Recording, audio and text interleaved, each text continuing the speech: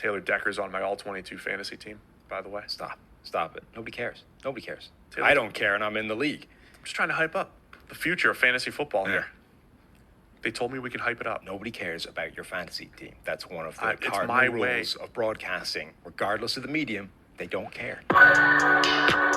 So the strategic component to this game is through the roof. Your predictions, right? Your forecasting in fantasy football into how good is this player. It's gonna change the industry. Yeah, I moved to the old town where it goes down. Look at me now. I wrote my goals down. I hold it down. Made myself proud. Say, look at me now.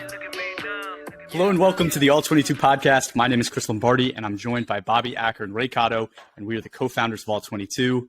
Guys, Combine season is here. Ray, tell me a little bit about what you love about Combine season. Yeah, I really like the Combine. I feel like in recent years, like there's been like this kind of sentiment like, oh, the Combine is like overrated and, you know, tape trumps all. And yeah, of course it does, right? But I like to just see how players just move, right? Like sometimes we make this process like really complicated. And when you really think about it, at its core, this is basically like starting a game of pickup in the parking lot and just picking the guys that are like the biggest, fastest, strongest, right? That you think are going to give you the best chance to win. And the Combine really kind of gives you an even playing field to see how guys move and what their strengths and weaknesses are, just athletically, right? It's just one part of the puzzle, but it's a huge part of the puzzle. And I just love that part of it and really enjoy every aspect of it, especially since, you know, it's early March and there's some football games going on. So of course I'm going to dive in and take all the information I can from it. Dude, I agree with you because it's great to get like that apples to apples comparison. But then you see like these like dumbass drills, like the one with the quarterbacks just throwing a ball up against the wall to see how hard they can throw it. That is the worst thing I've seen in the Combine. I think it's new. I haven't seen it before. But oh my God, it's awful. And there's some other ones too. But yeah, some of them just make you scratch your head. But yeah, it is fun. It is kind of like what you're saying, like that schoolyard, see who's the most athletic. It's kind of fun. The three of us, I feel like always got picked last in that scenario, but always like, you know, kind of showed them why everybody was wrong. But yeah, right. It's cool. It's fun stuff. It's more for the fans, right? Like it's almost like an event made for the fans to give you like something just to look forward to. Cause it's really like the biggest part, like, you know how fast somebody's going to be relative. Like Anthony Richardson's going to be the fastest quarterback. Like we already know that stuff, right? Yeah. But it's like the conversations happening behind the scenes that we don't get to be a part of or see or listen to that probably makes the biggest difference. Doesn't mean we can't enjoy it. And we totally enjoyed it. And Thursday was defensive line linebackers. So let's jump in there. Let's talk about what guys we thought were, you know, we were the most excited to see perform starting defensive interior edge linebacker. What guys were you excited about?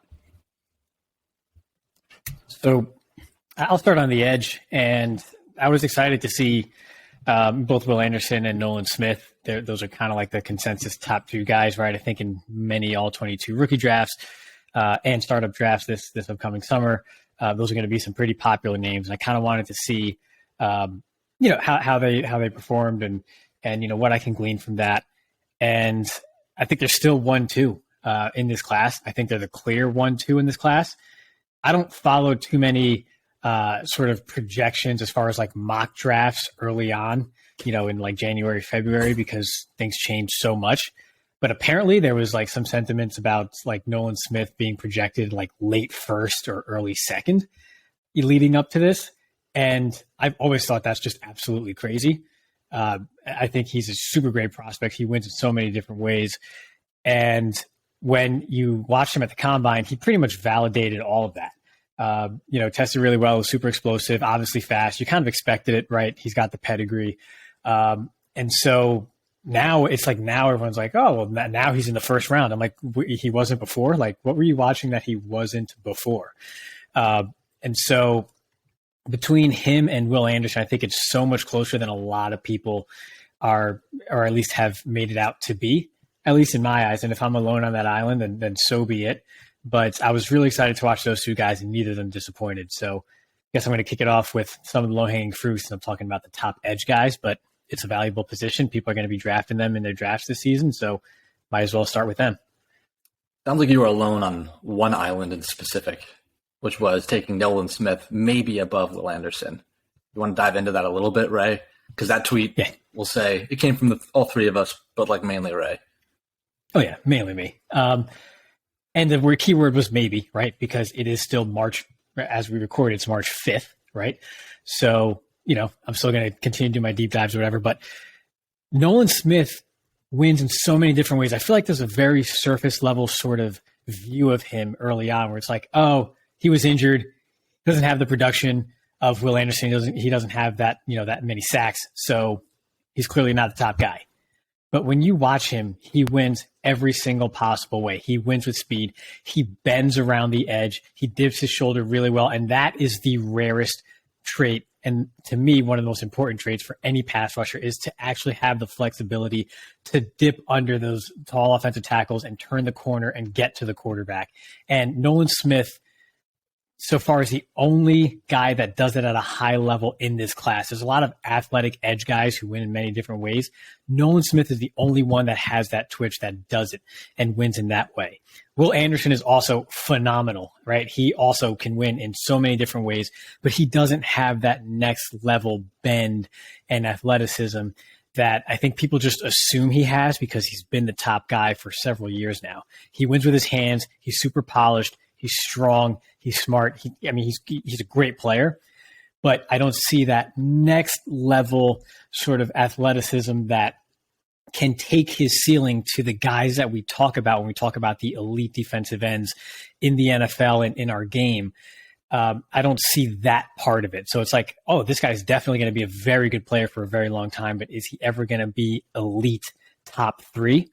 I'm not saying Nolan Smith is, but he has that trait that those top 3 elite edge guys have. And he is not getting nearly the amount of credit that he should for it. People are just saying, oh, he tested well, he ran fast, but. And it's like, no, he's got all these other traits and tools too, and you see it on tape if you actually watch him. So if I'm alone on that island, so be it, whatever. But Nolan Smith, he might not be the edge 1 in this class, but if he's anything after edge 2, then people are bonkers. So interesting kind of the way you've talked about that, because, like one of the things you're talking about, or you're talking about how maybe he has traits that can make him a top guy in the league that maybe some of the other guys don't. But in reality, when you look at the top guys today, and we're talking about combine, so let's have some fun and just kind of concentrate on that. When you look at the Bosas, when you look at the Watts, when you look at Chase Young, when you look at the Myles Garrett, those type of guys, I don't think there's a single edge in this class that is one of those guys. Nolan Smith's not one of those guys. Will Anderson's not one of those guys. From a size, speed standpoint, when you're looking at combine numbers, I don't think any guy in this edge group is one of those guys. That being said, I think there are 8 guys with a first round projection after watching the film. That's what I've kind of gathered, but none of them are that guy. Do you guys disagree with that? Do you think there is somebody in that group? Obviously, Ray thinks Nolan Smith, but I think there was one guy that we didn't see that maybe could have put himself in that kind of conversation, which was Miles Murphy out of Clemson. He tweaked his hamstring that Wednesday night before, which was really disappointing because I wanted to see again that apples to apples comparison. And I'll kind of go into that later when we talk about some disappointing things from the combine. But the guy that I was really excited to see was Trenton Simpson out of Clemson. I know, all right, so somebody I kind of pegged before the combine. You guys remember, I was a big Darren Lee guy back when the Jets took him, which something I'm a little ashamed to admit. And I'm probably going to make the same. Yeah, I'm probably going to make the same mistake here. But I really like Trenton Simpson for the same exact reasons I like Darren Lee. This is a guy that covered the slot at times at Clemson. I love speedy, rangy linebackers. Give me as many of those guys as possible. So. Yeah, he was somebody I was super excited to see, and he backed it up a little bit too with his combine performance. Sure. I think the only people I'll add is some of the defensive interiors. It's been a few years of just disappointing interior classes, and for the first time maybe since Quinnen Williams, there's a guy that is supposed to be that level of good, and they're saying Jalen Carter is supposed to be even better than that. He's the best defensive interior prospect we maybe have seen in a really long time. Obviously, he didn't perform, stuff going on with him, but there are guys behind that too, like Kalijah Cansey and Brian Brisset. I don't know how to say his name, but anyway, guys that I'm really excited about that I think could have that like top 15 pick in them. Like they're that good. And I was really excited to see what they did. So with that, let's transition. So we talked about which guys we were most excited to see. Which guys impressed you the most on Thursday? There was actually quite a few. But I'm going to actually start with the name you said in Brian Bresee, because if you watch him, it depends when you watch him, right? If you focus on 2021 film before he tore up his knee, phenomenal player. By the end of September 2021, if he had come out for the draft and didn't play a snap more, he was for sure top 15 type pick. Then, he tore his knee, had a ton of, issues this past year, then coming back from the injury and then sickness, and then some family situations going on. So he was definitely not the same guy. You see it. I mean, he's playing with a knee brace. You didn't see that same explosion. So I think this combine was super important for him. And then when you actually watched him in the drills, he looked really good. He looked like he was getting back to form, that plus athlete that we saw as a defensive tackle when he was a freshman and early on in his sophomore season. We saw that coming back. And so I think he really helped himself. And it's super awesome to see for someone who's been through what he and his family have been through. It was great to see. And I'm super happy for him. And like I said, he was very impressive, and definitely I had a lot of concerns with him.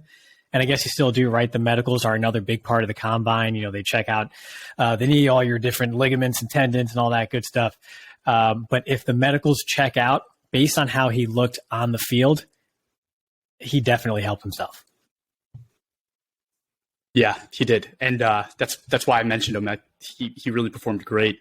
I'm hoping he did like cement himself in at least like the top 15. I know earlier on people were saying he's top 10, but because of maybe the disappointing season he had, he was slipping. Like I've seen him go all the way 31 to the Chiefs. But I think he's good enough, and this combine performance was special enough where he's gonna rise back down. Kalijah Cansey, I just want to talk about him for a second because he's a guy everybody's, giving that Aaron Donald comp because he's 6'1", 280 pounds. He ran like a 4.64, really fast, but he wasn't as long as Aaron Donald.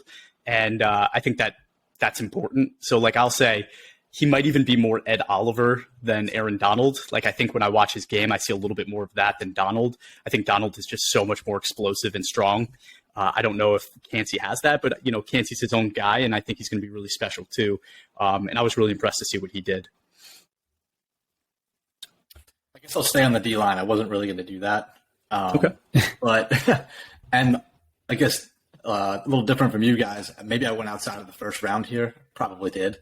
But I really liked Jalen Redmond from Oklahoma. Like totally not the flashiest prospect at all. Like I've seen him projected as just like a backup or a special teamer. But I mean, he really showed out at the combine. Like I don't know how you can still say that at this point. But if you look at like the charts on every event, he's like near the top or at the top of every single one. 40, second overall, 1.71 10-yard split, third, 34.5-inch vertical, first, 9 foot 8-inch broad jump, first, 7.3 second three cone, first, 4.51 20-yard shuttle, first, 27 reps on the bench press, fourth. Okay, he's not the biggest dude anyway, but still fourth. Like this is a guy that like you probably raising your eyebrows a little bit. Kind of went pretty quiet through this whole process, but I think he made a little bit of a splash. I don't know how NFL scouts are not impressed with what we just saw from Jalen Redmond. Dude, I'm happy you brought him up because I'm so excited. I love when I watch, and this is another reason the combine is important, because you watch it and it might be a guy like that you didn't even check out his film yet, right? But now something clicks in your head. You're like, oh, that guy deserves me watching his film because of how explosive and how good of an athlete he is. PFF has him as the 161 ranked prospect in this draft. So you're right, like 4th, 5th, 6th round guy. But like with that performance, you have to think like somebody's going to take a risk on him in the second or third round. Someone's going to roll the dice. Absolutely. Another guy like that I had on here, again, like kind of maybe going outside of just the defensive interior, going into edge, was Byron Young out of Tennessee. Like, again, like maybe not, the best edge prospect in here, but, we talked about Nolan Smith to open it up, and everybody's talking about Nolan Smith, rightfully so. But if you look at every event in the combine, Byron Young was breathing down his neck in almost every single category. So mainstream media might have taken notice to Nolan Smith and maybe not have taken notice of Byron Young, but I guarantee you scouts did. In his 40, breathing right down Nolan Smith's neck. Nolan Smith, 4.3940. Byron Young with a 4.43. If Nolan Smith's not there, we might be talking about Byron Young right now. The 10-yard split right behind him. The vertical right behind him, just 3 inches behind him. The broad jump, I actually beat Nolan Smith. So I think we see freakish athleticism out of Nolan Smith. And dude, Byron Young's not that far behind at all. Dang, I missed him, so I'm gonna have to check him out and see what he's about. Staying with Edge, I had Notre Dame Isaiah Foskey, PFF 66th ranked prospect, and I kind of, after watching his film, I kind of wrote him off, not because I didn't think his film was good, but the two things combined of maybe he's not the most athletic guy, with PFF saying maybe he's more of a second or third round pick. I didn't pay as much attention to him. My thoughts completely have changed after the combine. 6'5", 264 is exactly the kind of what you were saying about Miles Murphy, Bobby, right? It's he is that prototypical size that you want in a top 10 edge. And I really like his build, but besides that, he was top 10 in almost every single athletic test. And he's 30 pounds heavier than everyone else that was near the top, right? Like a guy like Nolan Smith, who's 235 pounds, that's a 30-pound difference. And for their athletic scores to not be that different says more about the Notre Dame kid maybe than it does about the other guys. So yeah, true. That was impressive to me. I'll send you my tape. You send me yours. Yeah, sounds good. Red, do you have anybody at Edge you want to mention? Besides, I think you guys covered. I was going to mention Isaiah Foskey too. I kind of had the same exact take as you. Wasn't quite in love with the tape, but yeah, he impressed. I just think in all, there's just this edge class. There's a lot of 8 out of 10s. It's basically what, to sum it all up with how we started the discussion and now, lots of 8 out of 10s. Yeah, there's not that 10 out of 10 guy, at least in my opinion, but lots of really good prospects. And, depending on where they end up and how they develop, I think can be some, gems in the future. So it's pretty deep. Okay. Is there anybody, maybe let's just stay on Edge real quick. Is there anybody that disappointed you? I mean, my biggest disappointment was from the Edge class, but it wasn't somebody that didn't perform well. It was, again, kind of going back to what I said in the beginning of this. It was somebody that didn't perform at all. It was Miles Murphy out of Clemson that really, really bummed me out. All you hear about with him is his freakish athleticism, and it would have been really good to see him compared to some of these other guys. But I mean, then again, we didn't see him at the combine, but we also haven't seen him since his freshman year. He was a stud in his freshman year, and then the last 2 years, sub 70 PFF grades or around 70 PFF grades. And it's okay, I guess we should just get used to not seeing you then. I don't know. So that was a real bummer. So I'm kind of along the same lines as you. I really wanted to see Zach Harrison. I know he got the measurements done and he has super freakish arms, whatever, but the whole thing on him was, great athlete. Tape doesn't quite match up to that, right? He's got top 10 athleticism, but maybe 3rd or 4th round type tape, right?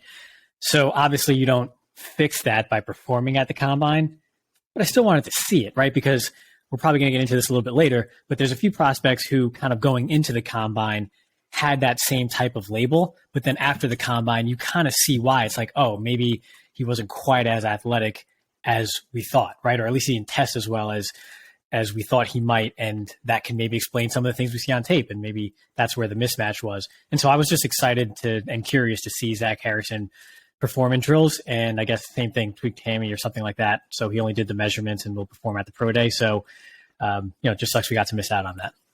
You think some of those injuries are bullshit, or you think that's all real?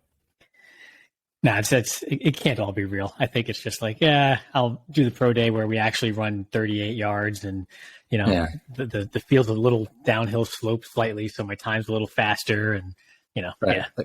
Booby Miles doesn't have to practice. He just has to show up, kind of like that thing. Yeah. I forget which prospect it was, but they did not run the 40 this past weekend, but they were I'm going to perform at my pro day. And their pro day was in 8 days. I was oh, okay. So your hamstring's going to be just fine in a week to run a 40 with a much more generous clock. Yeah. Right. It's kind of like Bryce Young, right? He probably didn't want to perform anything because he's like 205 pounds. He's going to lose 15 pounds next week, and then he'll perform. And it's like, yeah, I totally get that. I had Miles Murphy too, Bobby, but I'll try to adjust and pivot a little bit here. I don't know why this guy didn't. There might be a very valid reason, just because he's a West Point guy. But Andre Carter, don't know why he didn't perform. Haven't looked into it. But when I watched his tape, it didn't impress me. Like I keep seeing this first, second round projection, but he is like this very lengthy guy that I didn't see like NFL strength from him, from his film. I didn't even see maybe NFL speed from him. And it was really disappointing. So like, I want to see a guy like that show up to the combine who put on 15 pounds of muscle after the season. You know, maybe he runs a 4.5 and like, you're like, oh, okay, he has the athletic traits. But now that I didn't see that, I kind of stick to my guns where I'm like, his tape to me is more like a third, fourth round player than it is a first or second round player. You won't find disagreement from me there. Yeah. It's unfortunate because we actually, all three of us live semi close to West Point. So like, we definitely want to root for a guy like that. Like, it's super exciting. Yeah. Right. Yeah, exactly. Okay. So linebacker, Bobby, you talked about Simpson already. Ray, maybe is there anybody else you wanted to mention? So honestly, no, there was nobody that really stuck out as a huge surprise to me. I feel like linebacker is one of those positions where it's all about just where you're going to get drafted and how you're going to be used. No one really blew me away. Simpson tested well, and we kind of anticipated he would test really well, right? So, or rather, we anticipated that he's a great athlete type deal. So there was nothing that I guess could have come out of someone like him that would surprise me. So honestly, no, and I don't think it's a phenomenal linebacker class. I think it's just kind of, I don't know. It's just your run of the mill linebacker class. And I'm just looking at Bobby because this is just right in his wheelhouse, yes. And I hate just kind of feeding right into that.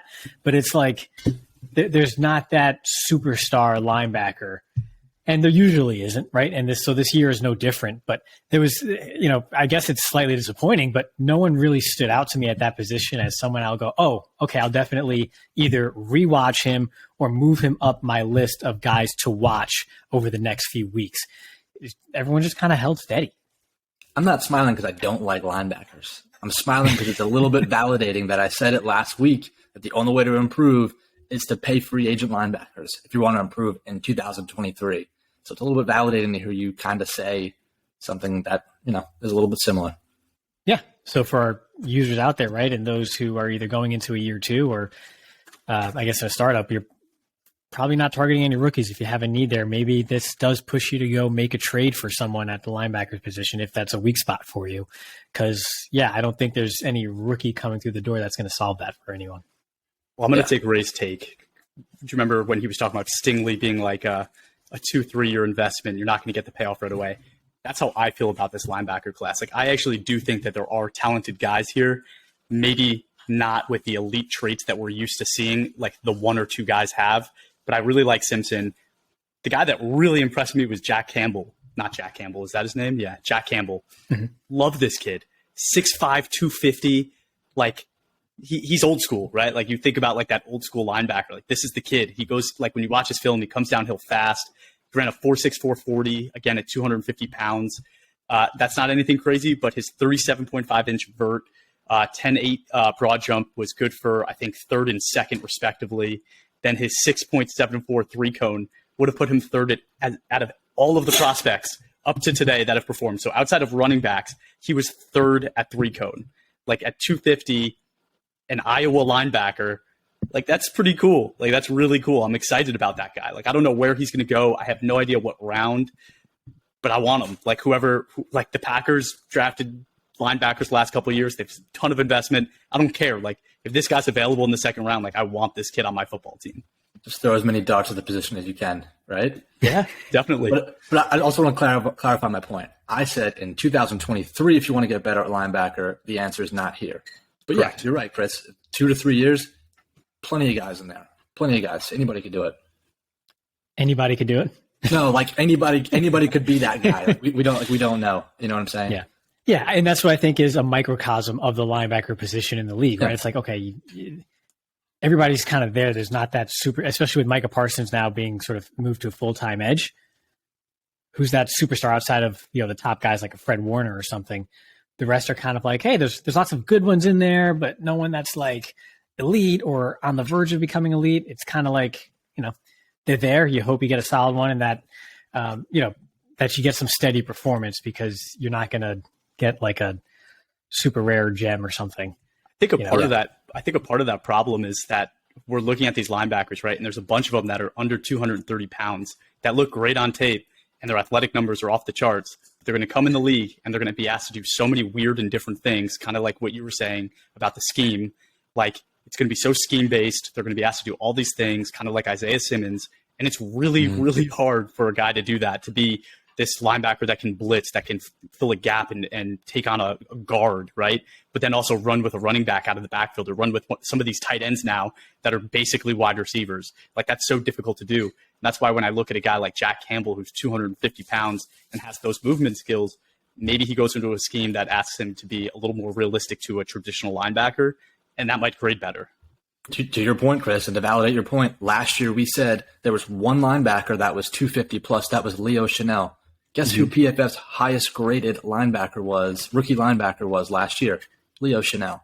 So yeah, maybe, Chris, maybe you're right. Maybe that's the one guy you can maybe count on for some production on your All-22 team for this year. Yeah. Yeah. And another thing, it's not just covering running backs and tight ends and that sort of deal. Anthony Richardson's bigger than like almost all these linebackers now. So now it's like the quarterbacks, Jalen Hurts, Anthony Richardson, Will Levis. Now these guys are like bigger than the linebackers all of a sudden. So it's like these guys are asked to do a ton, and it's tough. I don't envy linebackers in the NFL today at all. No, seriously. Okay, but let's move to Friday, right? Friday was DBs and special teams. So let's start the same question. Which guys were you most excited to see perform? Well, let's start with the special teamers, huh? I'm just kidding. So I was excited to see a lot of people perform, and a lot did. I almost don't even know where to start. I wanted to see all the top guys. I think the guy who had the best day was Christian Gonzalez. He tested well and all that, but I mean, he looks fantastic in like the line turn drill. I mean, he had quick feet. When they even did like that out route drill, he broke out of his back pedal really quickly. He checked pretty much every single box. He has good size. He's fast, but he's also quick with his feet, and he can turn really well. And that is rare. So right now, preliminarily, he was kind of like in that sort of cornerback 1, cornerback 2 range for me. I guess it's hard to help yourself if you're already at the top of the class at your position, but he did not disappoint, and he pretty much checked every single box. Before you start like rattling off more cornerbacks, yeah, I'll let you have the floor. I'm going to be really disappointed if you take the guy that I have written down, who's Emmanuel Forbes from Mississippi State. Love him. I was so excited to see him come in and perform. Long, athletic dude, 3-sport athlete, football, basketball, baseball, like totally our kind of guy, right? He played a lot of football, 700 plus snaps going back to 2020, and he had a better PFF grade in each of those seasons, 68.8 as a freshman, a 78 as a sophomore, and 87.2 as a junior. So I think, PFF says that he's played a lot of zone, but he's more of like a man guy. So like, I was really excited to see like a press man corner like him show up and show out, and kind of compare himself to some of the better people, who people think are the better corners in the draft. I don't want to get into his specific results yet, but yeah. So I'm gonna quickly say something about what Ray said about Christian Gonzalez, not necessarily being able to help himself because he was already 1 or 2, but like I actually disagree. I think he did, because I actually had as my number 1 guy Witherspoon, who didn't get to perform, right? So like I think when you don't get to perform, you're already hurting yourself. But the thing that he did is weigh in and get his height measured, and he's like 180 pounds. And if you watch his tape, he tries to play like he's a 220-pound like safety sometimes, right? So if you're telling me that Witherspoon weighed in at 180 pounds and is going to try to be this bruising corner in the NFL, and Christian Gonzalez, meanwhile, is measuring in at like 6 foot 195 or something like that, and is like running a 4.37, I think it helps. I think he's now clearly the number 1 guy. Interesting. So That's fair. The Witherspoon I actually had as a disappointment again, just because we didn't get to really see him. So I'm gonna list another one here. Riley Moss, a little bit off the radar, but he's super productive. Was always around the ball in college. He looked pretty good. Same thing I wrote down here, just going through my notes. Looks good turning his hips. Not a super athlete, but smooth and in control. And when you watch him on tape, he's just a smart player, right? So that could be someone that I kind of wrote down here as someone who might get taken late in rookie drafts or maybe undrafted in a startup, where in 2 years he's a starter somewhere and he's grading very well because he's just a smart player who just always does the right thing, right? So that's a name I wrote down. Maybe not a superstar player, right? Not someone who's going to be a top of mind for many people when building their team and really building their secondary room. But I think that's someone who can be a quietly nice surprise for someone who ends up landing him in our game. You have a player comp for him? You gonna make me say it? I want to see what you would say. It's going around the Jason Sehorn thing. No way, man. It's such a lazy comparison. I just wanted to see if you would say it. It's so lazy. I figured that's where you were going with it. So if I'm not going to say that, I would say the size is a bit different, I think, but maybe like a Desmond King, kind of that same type of, hey, I'm smart, I'm around the ball, I'm not super athletic, I'm not the fastest guy, I don't jump out of the gym, but I'm always around the ball. I'm smart. I can turn and run. I'm usually in the right position because of it. That's kind of how I see Riley Moss. Cool. Yeah, or he could athletic. Just be Jason Sehorn. I don't know. He was also athletic as hell. I actually have his jersey. Yes. Yeah. You should wear it next episode. Yeah. Fun fact, he told me I had a good arm when I was like 8 years old. That's pretty cool. That's really cool. Not Riley Moss, Jason I haven't watched Riley Moss's film yet, so he's like another guy that coming out of the combine, I'm going to go watch his tape. Like I'm super excited about that. But a guy that I did love his tape and was excited to see at the combine is LT's nephew, Trevius Hodges Tomlinson. This kid is like electric. Like I don't know if you guys have seen any of his film, but he's electric on tape. And he's like 5'8". He's like tiny, but 4'4", 140. Like he's super athletic, 39-inch vert. Like he's awesome. This kid's awesome. Like he's going to be like one of my pet cats, Ray. I think I'm going to add him to my list. He better be athletic at that size because, yeah, it's like a little mini mite running out there. But speaking with, if you want to continue with some smaller guys, right? Another one is maybe not quite that small, but certainly not 6+ or anything. Is Clark Phillips, despite being on the smaller side, right? I when just watching him kind of turn in the drills, he covers a lot of ground in his transitions despite being small. A lot of times small corners, they'll look impressive because their feet are moving really quick, but they're not covering a lot of ground because, well, they're not very long-limbed. But Clark Phillips, just the way he kind of transitions, he seems to cover a lot of ground with that first step out of his turn so that he doesn't give up a lot of separation at the top of routes, which is what you see on film, which is why he's so sticky, so to speak, right? So to see him in the drills, he sort of validated that for me. And so that just, when you see that at the combine, right, it kind of makes you just feel a little bit more at ease in potentially drafting someone like that, despite the size concerns that you might have, on the upfront. Okay. Sounds like you, Ray.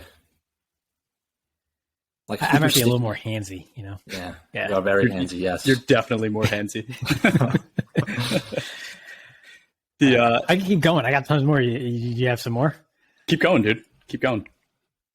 All right. So let's, I'll go away from the small guys for a second. Deonte Banks turned really well too. I wanted to see that.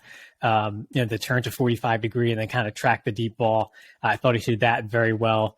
And then Cam Smith out of South Carolina, same thing, turns well, moves well, and looked to have some pretty good length, not like someone like Forbes or Joey Porter Jr., who might get into a bit later, but moved well, kind of just validated what you saw too.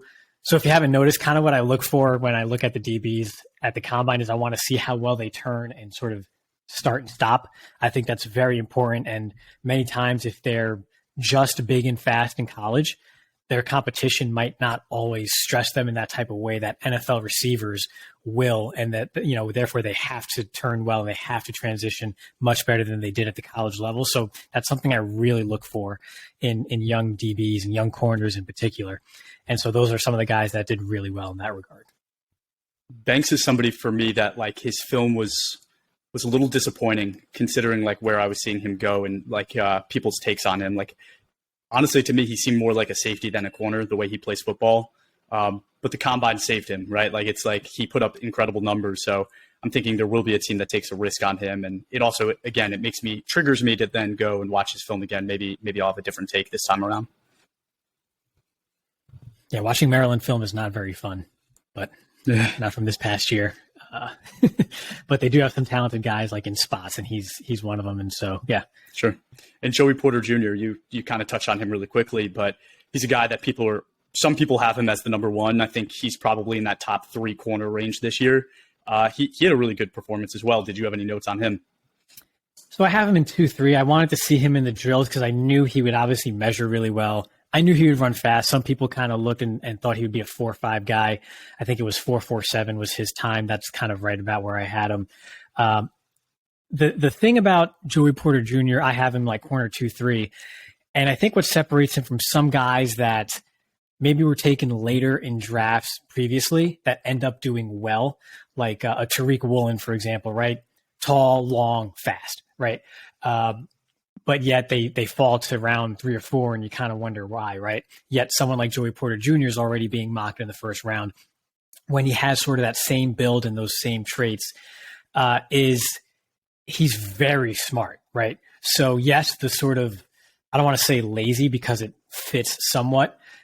Scouting report is, big, long, fast, relatively, right? So he's a press corner type guy, right? Press cover 3, but he's also very, very smart in zone. He has a great feel for routes. He knows just when to kind of carry someone up the field if he's got the flat, for example, and then when to stick his foot in the ground and break on something in front of him. When it's time to sort of leave his assignment, so to speak. He's got great football smarts, which kind of makes sense because, his father was like an all-pro. He's been around the game his whole life. So I think that's the difference there. And that's not something you're going to see in the combine. So what I did want to see outside of how big and fast he was how did he do in those drills where he does have to turn and run and then, sort of break out of his pedal, because you don't see a lot of off-man coverage on his tape. There was some of that against Marvin Harrison Jr., who's like basically a Decepticon, right? So it's almost like, and he performed pretty well, right? So I was a little disappointed we didn't get to see that. So I still have him in that sort of cornerback 2, cornerback 3 range for me. He didn't really move up or down. But it's good to know he did run in the 4.4s and he didn't slip in that regard. Okay.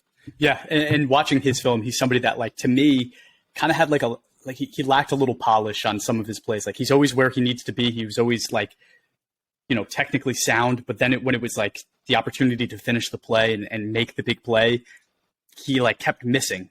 When I was watching his film, it was consistent. He kept missing. What that kind of tells me is there's more to unlock with him, right? Like, there's more talent in there than he showed on his college film. So I love that about him. But I'm going to ask you a question because I know you don't like this guy. But Kelly Ringo had a great combine, right?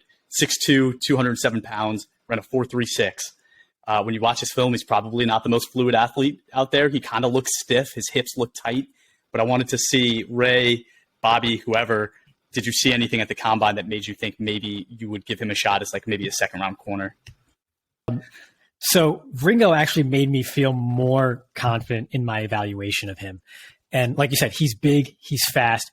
My whole question was, why does he continue to give up separation? He almost got picked on basically in that Georgia defense. And I get it. Pretty much everyone else on that Georgia defense is a 5-star, phenomenal player. So you're going to pick on someone, but he was a very leaky corner. And I was just trying to figure out why he gives up so much separation at the top of routes. And the combine kind of validated that for me. So my note that I wrote down on Ringo when watching was flips well, but he's high in his back pedal. Likely why he gives up separation at the top of his routes, because he then has to take an extra step out of that break. his second step is quicker than his first. So seeing that and then going back to the tape, that's where the separation comes from. He's not transitioning as smoothly as he can. And then once he does get going, yes, then you see that speed. So if you maybe throw it to his side late, he can make you pay for it because of that speed and athleticism. But if you're going against a great receiver and a good quarterback and their timing is down pat, he's going to give up plays because he doesn't transition well. So it kind of validated things for me. And then his vertical jump wasn't the greatest, but he's a big corner and that's fine. I mean, I think the broad was a bit better. So I don't ding him too much for that, but I kind of saw why he's not sticky as a corner, despite being bigger and faster than pretty much whoever he was lined up against in college. Those are all good points. Yeah. And what you said about his footwork makes a lot of sense. I saw a lot of stiffness in his hips, so I was super disappointed he didn't do any of the lateral drills, right? Everything was straight. So definitely disappointed there. I wish I could have seen him do the 3-cone. Yeah, and so I didn't have him in the first round of just the standard NFL draft, right? I didn't have him in the first round going into this, and he didn't make me move him up. So I think I'm going to keep him as a day 2 guy. So if I'm in a rookie draft in All-22, right, that's probably a late round type guy, maybe round 5 and thereafter, if I want to take a shot on him. I just think there's a lot to clean up, and we've had a lot of conversation about the corners so far. It just goes to show you there's a lot of good players in here in this class. So, I won't reach on someone I'm not so sure on, like a Ringo, until very late. Okay. Any other corners you want to touch on, anyone? I mean, I did say I was most excited to see Emmanuel Forbes, but I was also most impressed with him. 4.35 40, that was 3rd overall. 1.48 10-yard split, that was 2nd. And then came 5th in the vert. Like, totally backed up everything that you thought you saw from him at Mississippi State. Kind of see that come through in the combine, go apples to apples with a really athletic group. I mean, how many guys ran in the 4.3s, sub 4.4s, and to see him right up there was really impressive. Where do you see a guy like him going? Do you think he can slip into the first round, or do you think he's more of like a 2nd, 3rd round guy? So bold predictions were supposed to be at the end of this podcast, Chris, but since you asked. So my bold prediction was Emmanuel Forbes to the Giants, guys. Lock it in. No, just kidding. Although that would make a lot of sense to have a press man guy like that, and a Wink Martindale defense would be awesome. But my bold prediction is that Forbes is not only in the first round, because right now he's projected outside the first round. I think he's one of the top 3 or 4 cornerbacks taken because of his length and because of his athleticism. Wow. Okay. That's a really strong take, but I like it. That's what we're here for. Ray, anything else from you on corners? I don't want to turn this into a no more Joey Porter. No more Penn State. I don't want to turn this into a Joey Porter Jr. episode. So, in the beginning of this, you weren't talking about him at all, and I was like, "Oh wow, like Ray's doing good." I'm not talking about the Giants. He's not talking about Penn State, and then we totally just obliterated that. Mm-hmm. So I had a couple more notes, but I have Jacorian Bennett. I think is the other Maryland corner. I think his unofficial was 4.28, and it got changed to like low 4.3 or something like that. So I wrote down, looks really fast, doesn't look great turning. That's why he wasn't a household name before this.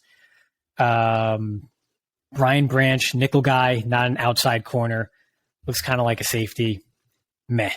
So that's just the end of my. I don't my get the hype. notes. I don't get the hype on Brian Branch. I don't see it in his game. I don't see it like in his athletic ability, his size, his speed. It's just there's nothing there that like really, really gets me excited, because I'm seeing him listed as cornerback 1 on like people's boards, like cornerback 1, and supposedly he's a nickel corner, and you're going to have him as cornerback 1. I don't understand it. Yeah, no, late day 2 guy. That's how I see it. Yeah, if that. People have him to the Packers in the first, and it's like it's killing me. Is there any safeties? Moving to safeties, is there anybody at the safety position? I think that would kind of go into my biggest disappointments. Cool. So, like, you guys know I'm not a Gator fan, but I do have a soft spot for them growing up a Gator fan. Mm-hmm. So it's really disappointing to see both of their safeties, Trey Dean and Rashad Torrance, run 4.7 plus 40s, which was a little bit expected, but also like really bad. But like just in general, with the exception of bench press, they were in the middle to bottom of nearly every event. And to see that, it's really troubling, right? But to add to it, we just saw tight ends yesterday, and those guys are getting pretty freaky. So I don't know. I think it was really disappointing to see those two guys perform so poorly. Chris, do you have anyone before I do mine? Because I don't want to belabor a point here. The only safety I had is that Brian Branch is a safety, and he's not a corner. And I kind of liked Antonio Johnson. I think he was like the guy at the safety position so far that I'm like, I think he could be good. But after last year's class, where there was probably like 8 safeties that I was in love with and thought any one of them could be really good and could end up being a top 10 safety in the league, this draft, I don't know if there's a single one. Yeah, last year was a safety class to get in on, right? So if you're in a startup and you're trying to go young, get last year's safeties. Don't reach for someone in this class. I wrote down 2 names. The first one was Sidney Brown. Tested well, but he's short. And it's one of those things that's like, well, you can't help that. And I'm not sure how well he's going to fare deep downfield, especially like you mentioned, these tight ends getting freaky right down the seam. You got a 6'7" guy, down the seam there. How's he gonna fare there, right? So I'm not super high on him despite him testing well, and I'm not sure he's like a nickel type either. So tested well, but he didn't really move the needle for me in that regard.